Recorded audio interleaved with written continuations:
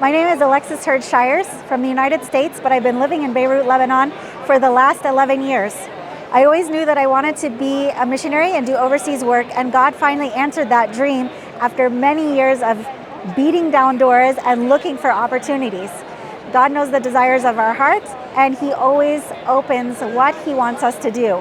I didn't know that I was going to go to the Middle East, but when God opened the door, I walked through it. When I was invited to Beirut in 2013, I was asked to start a center of influence as a way to reach out directly from Adventists to Muslims and build relationships with them and open the door to show Jesus' love to them. After doing a community needs assessment, we discovered that the war in Syria had just begun, and there was a huge need for the Syrian refugees to have resources that would help them with the struggles that they were facing being in a new country. Over and over, I heard stories of how families' lives had been destroyed through the loss of their homes, the loss of their relatives, the loss of their savings, and the loss of just everything they had. And over, families told me, despite the losses that we face, we feel that the greatest thing we stand to lose is our children's future as refugees here in Lebanon. So if you could do something that would help our children's future, that would be a huge thing for us. So in 2013, we started Adventist Learning Center. At that time, it was a school for Syrian refugees that just had 60 students. But as our waiting list grew, we also expanded our school. And today, 11 years later, we have 120 students in grades 1 to 8. Just like God was faithful to me personally in allowing me to have the desires of my heart and serve overseas as a missionary, God has been faithful over and over, not only to the families we serve, but also to the school itself. In 2020, the Beirut port exploded with a massive explosion of ammonium nitrate.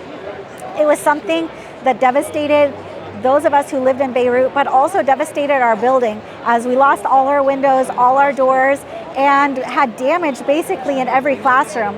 Despite that though, without us even asking or realizing, donations came in from around the world to the point that in 2022, we were able to buy our own building. Even though we had our own building in our hands though, we still had to face the chaos of a country that doesn't have a functioning government, doesn't have what it needs to really do anything. So we spent 2 years struggling and fighting, asking God, how are we going to be able to work in our building when we can't even get the permits?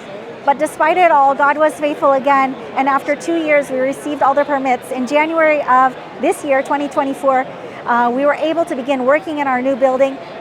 Through that time, those 2 years of waiting, God provided everything else that we needed, again without asking, for us to be able to add an additional floor, do the remodeling that we need, so that way when we received the permits this year, we were ready to go with the building project.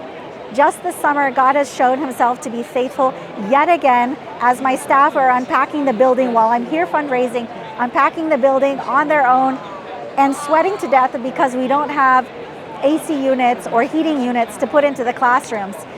We had an unexpected guest that passed through and said, whatever it takes, let me know. I'm willing to put AC units in each classroom.